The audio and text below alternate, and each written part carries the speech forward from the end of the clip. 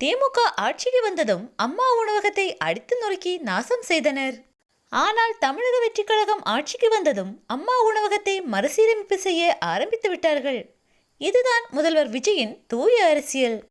தலைவர் விஜயின் அரசியல் பிரவேசம் ஆண்ட திமுக மற்றும் அதிமுக கட்சிகளை ஆட்டம் காண வைத்துள்ளது.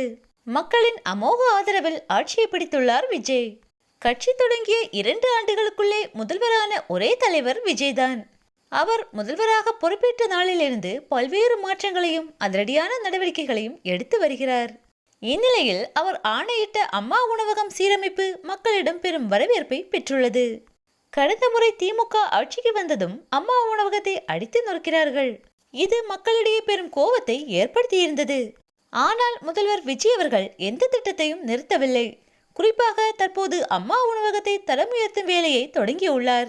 முன்னர் பதவியேற்ற முதல்வர்கள் கொண்டு வந்த திட்டங்களாக இருந்தாலும் அது சிறந்த திட்டங்களாக இருந்தால் அதை தற்போதும் நடைமுறைப்படுத்தி வருகிறார்.